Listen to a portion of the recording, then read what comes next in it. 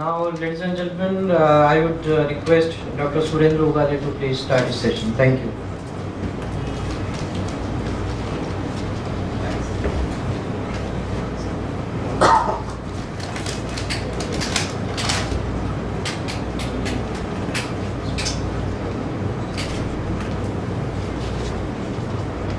Very good evening to you all. And my thanks to Mr. Rumta for the invitation over here and to Mr. Anirban for the introduction. Now, although, like Mr. Rumta said, there are only few of you who have come out of your interest, hopefully and not by anyone's coercion.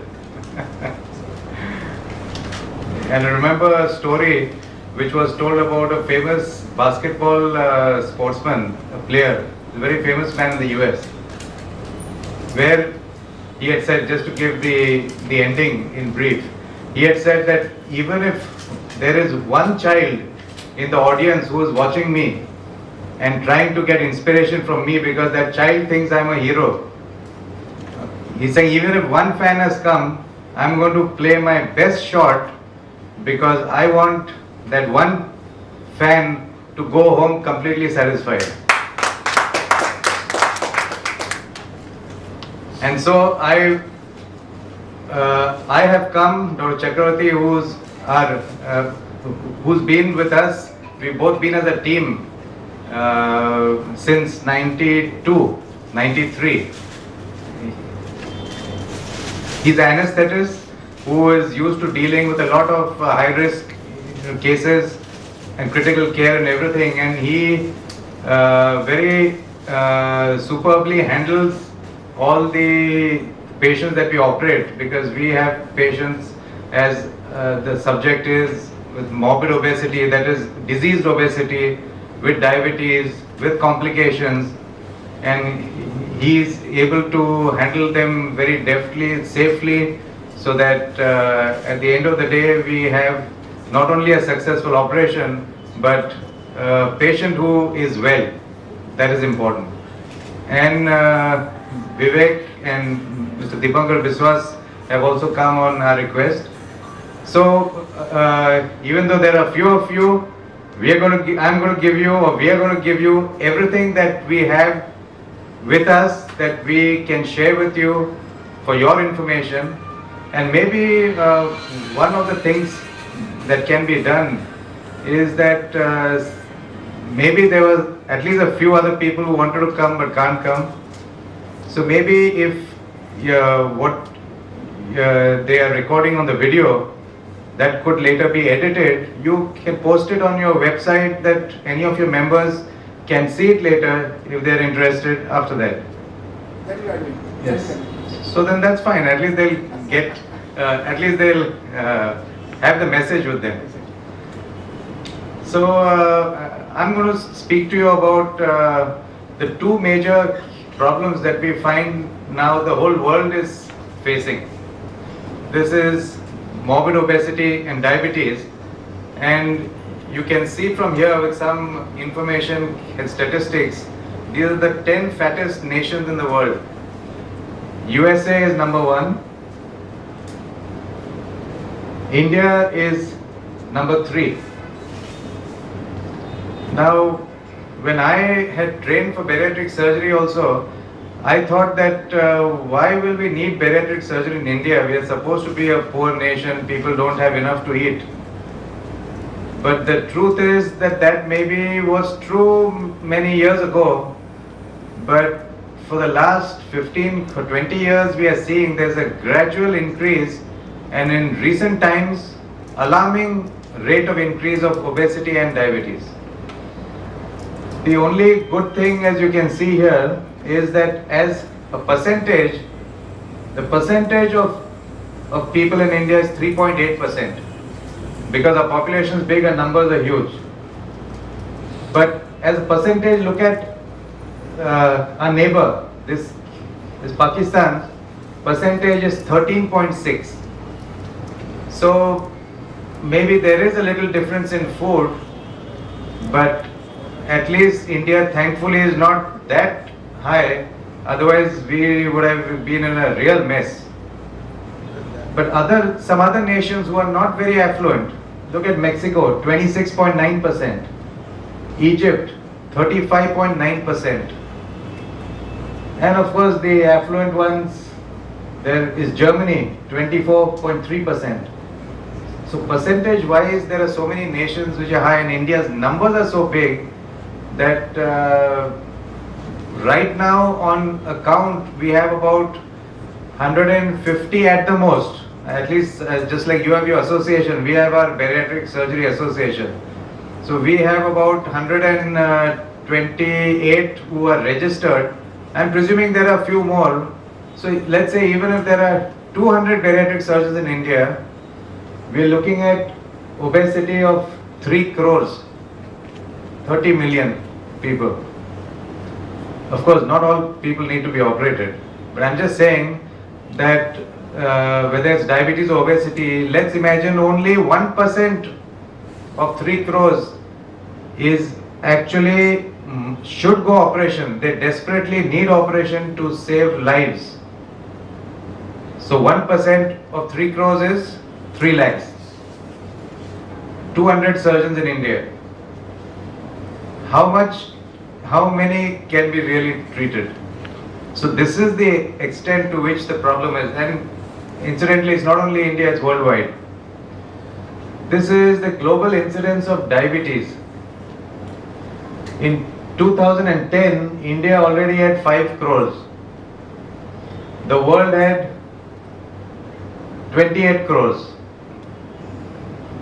By 2030, this is data from WHO, it is estimated that India will have 8.7 crores of diabetics. And in spite of all the economic advances that India is making, with Mr. Modi at the center, we are hoping India is going to do very, very well. And your organization is keeping a watch on all the accounts and everything. And in spite of all the progress that India would do, this is how much of expense there will be for diabetes and its complications. So by 2020, this is in billion US dollars. India will need to spend 350 billion US dollars for treating all these ailments. So you can imagine where all that economic gain will go. There has been shown to be a very clear-cut risk between increased fat and obesity and death and mortality. So the normal BMI, as we call it, or body mass index, is in this range. It's actually 18 to 23 for Asians and up to 25 for Westerners. Now as you go beyond 35, the risk becomes high. Beyond 40 is very high. So on an average, people who are, let's say, women who are about 90 kilos and above, and men who are 100 and above, the risk is in this range now. So this is why we need to be aware of it. It's not that there are many people who say, once 60 kilos, he's saying, I'm okay, I'm going about my daily work and everything. Yes, he's okay, till someday something happens. Suddenly there's a heart attack, they need stents, and whole life is, after that there are limitations with medicines, restrictions, and further risks of anything else happening, whether it's the heart or high blood pressure and the kidney.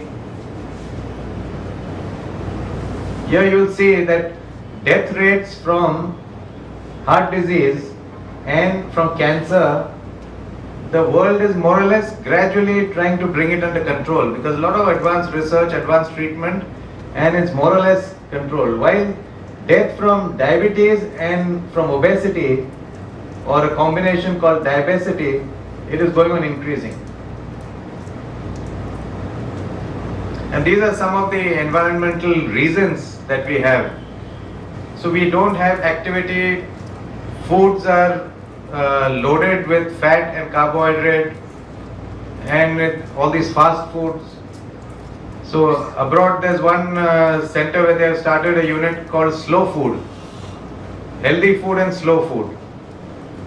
But these are the various reasons we have. Like you can see over here also, fitness center, 24 hours. Everyone on the escalator, nobody on the staircase. We have a lot of foods that are healthy, that can help you to live longer, live well. But the average Indian meal, it may not always look like this, like a thali, we eat in different fashions all over India, but majority of the places you will see, India, vegetarian nation, still not very much of greenery, there's more of carbohydrate all the time. And here you can see KFC and a cartoonist version of what happens in Africa with McDonald's going there with the giraffes. This is the reality. In India, we don't even have space to walk on the pavement. Pavements are loaded with hawkers, with food stalls, with everything. There's a mess, there's water, buses on the road, and we have to walk practically on the sides. Look at this in Germany. Separate walking area and a separate lane for cycling. So this is how administration is able to help and how conscious they are. And our administration, and I always feel that the Indian administration has no respect for Indian citizens. The fact is that you don't have a level, pavement in most places. You don't have a clean area. Nobody is asking for a very fancy tree-lined avenue. At least have a decent clean area where you can walk. So if people have to walk, you have to actually take your car, go to Victoria Memorial and then walk over there and again take your car and come back home. You should have had a walking area, actually anywhere outside your house. It should have been a nice clean, path somewhere. Now, Asian Indians, when some studies were shown that genetically also we are predisposed to obesity and diabetes. They have done studies because the environment changes when our Indians are settled in the US. So food is different, though the air is cleaner, food is cleaner, but there is a lot of fast food availability also. So it was seen that the incidence of all these ailments were higher in those places in the US, which was higher than urban India, which was higher than rural India. And this is the extent of sedentary lifestyle of the youth. So we say that ultimately it is time to adapt to changing needs now. These are new situations for the last few years in our country, and we need new solutions for this. And the challenges that we on the medical side face, especially on the surgical side, is there are non-surgical issues, there's social, cultural, environmental, financial, and then there are of course surgical issues. Fitness and sports and regular exercise unfortunately is not seen to be part of the culture in India. Yoga started here but practiced more outside India. Environmental factors, I showed you those pictures already. Financial situation. Now the cost of any good treatment, because we have equipment that is as good as, is the same equipment like in the US or Germany or Japan or anywhere. Though companies usually sell it at a little less price for India, but still good equipment is expensive. Treatments which are on par with anywhere in the world are available in India, but there is a cost to it, and that's why we try and motivate everyone to get insurance done.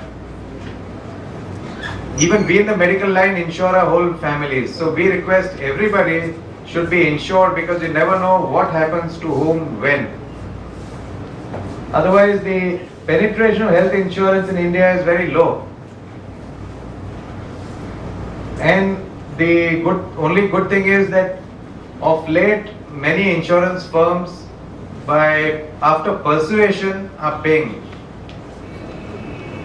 And so hopefully more and more people will not be limited by financial reasons to get treatments done.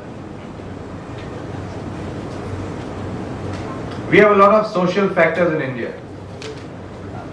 We get opinions from everybody. Senior family members. You go anywhere in India, you will get free medical opinions from non-medical people. And there is a lot of alternate treatments also available. So many times a person who has a problem is not sure what treatment to get done and where to go.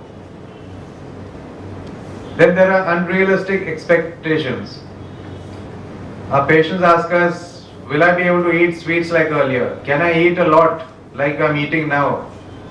So we tell them, if health is your priority, first priority, and food is second, only then we can really help you. If food remains your first priority, we are not going to be able to help such individuals. Because even if we solve their problem with surgery, after some years they can get back into a problem.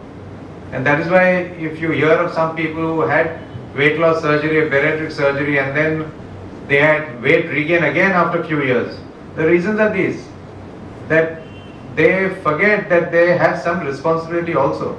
Surgery is not going to solve all your problems.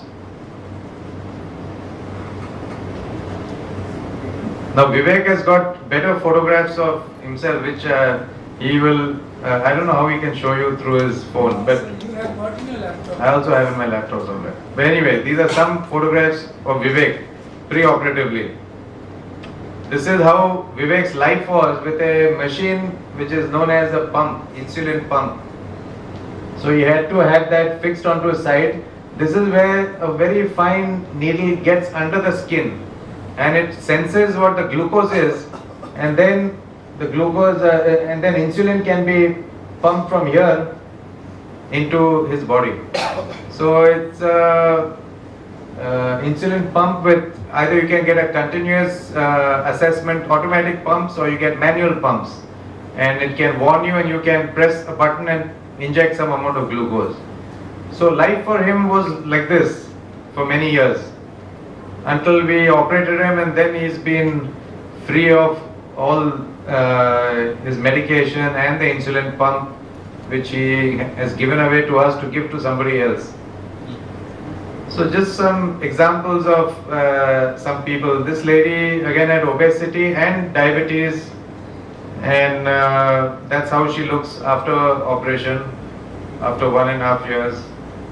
There's another patient. So I've just got a few photographs just to show you how there can be a remarkable change in life. Recently I've joined another center known as Asian Bariatrics, which is an Ahmedabad based group. They opened another center in Hyderabad. So the slogan that they have is "Be born again." So whether we can solve someone's problem of diabetes or obesity, it is literally a second chance that they get in life. Then it is up to them also. The surgery will help them, but there is some responsibility with the person to maintain and live life in moderation. Then you can maintain lifelong, you can stay healthy. This man actually was 187 kilos before surgery.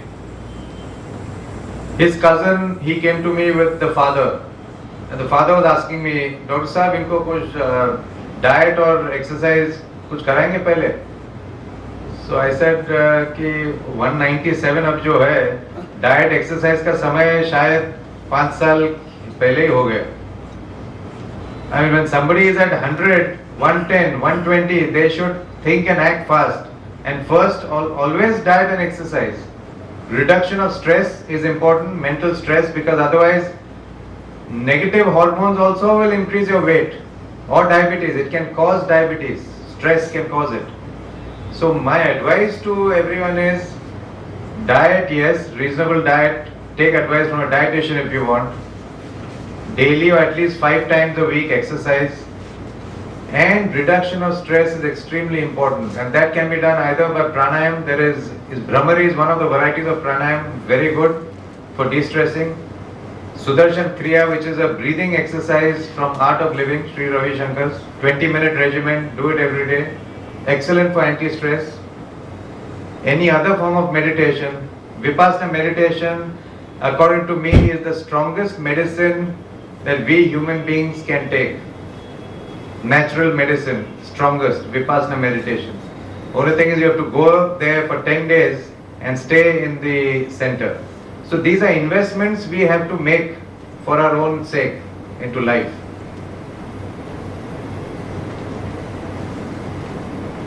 This man was 208 kilos.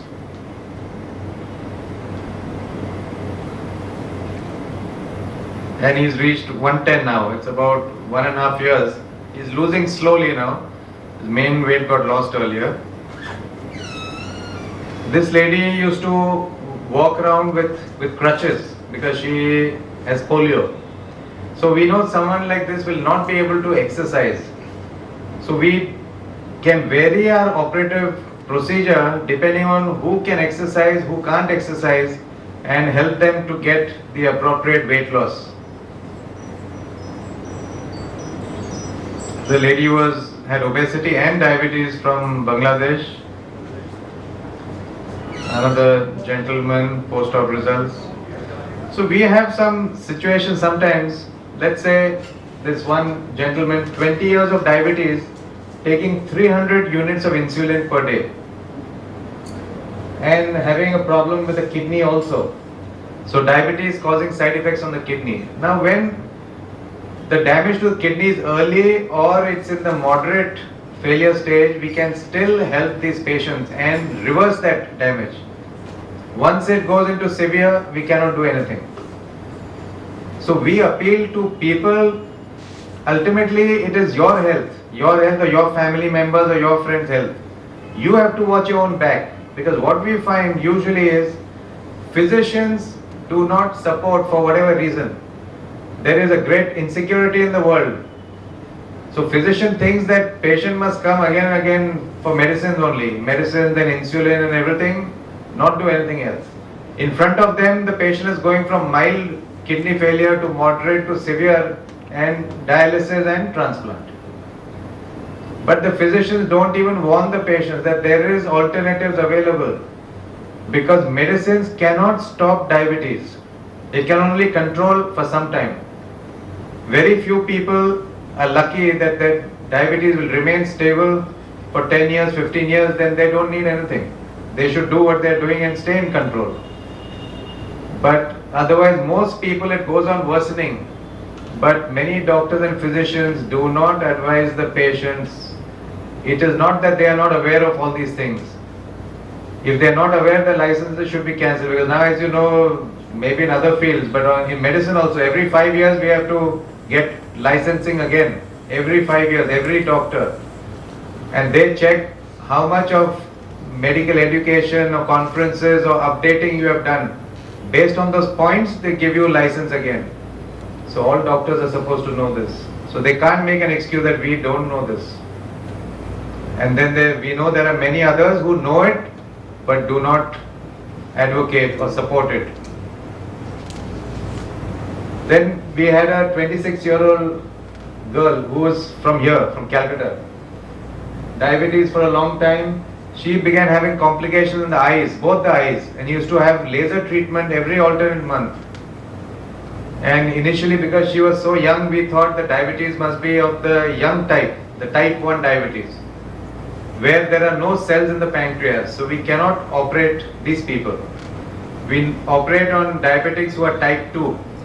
That means the cells are there in the pancreas, functioning less, so we can reactivate them. And that's how we can get the diabetes under control. So we had to make sure that she is type 2, so we took some time. And she was really so keen to have the surgery, because she was just she would have gone blind in a short while. And I mean, we would love to help people, but provided I do it for the right reason. So we took some time checked with physicians, checked with investigations, made sure she's type 2 and then operated her. And she's had a remarkable recovery after that.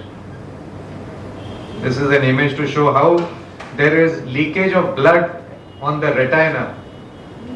That is the curtain at the back of your eye which gets the focus of your image which you are watching. So imagine if the point where the focus has to be nice and sharp for you to see clearly, there are blotches like this, all your focusing is gone, gradually your vision is gone, and that's how it leads, diabetes leads to blindness. So we tell our patients that end of the day you have to watch your back. Whether if you have a well-meaning physician, very sincere physician, he'll give you the correct advice, then you're lucky. But no matter who advises you what, read about everything on the internet. There is a lot of data available. So one is, you should know your rights of getting the right advice and treatment. Then we tell patients they must also know their responsibilities. As we say, surgery is not the final miracle, you have some responsibility.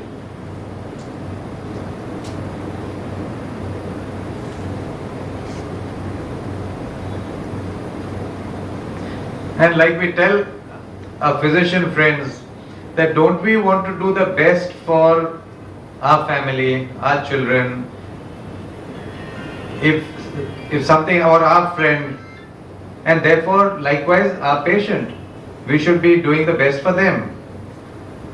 So if the question we pose to them is, if we have a child who has a big injury on the face which will show, will you just accept if somebody just says I'll do dressings, or accept that they'll put some average thick stitch which will show with marks on the skin, or will you want something done in very fine work which will not show on the face of your child? So should you not be doing the same thing for your patient? Give the best advice for the patient. So what does a patient usually want? Wants to stop all the injections, medication, wants to prevent the complications and live a normal, healthy life. Have more energy in life, which is what happens after surgery to all the people. What do physicians usually want? They want repeat visits from happy, smiling patients. Only when they have some complication and they are complaining all the time, then they refer them somewhere. So this is the unfortunate reality where they should do the right things earlier. So this is our lady in Hyderabad who is 7 years after diabetic surgery now, completely off all medication. There are just some more photographs of some of our patients from here, from Kolkata, the before and after. You can see what a dramatic change there is. The photographs I showed first, this lady was operated earlier and then her daughter was operated.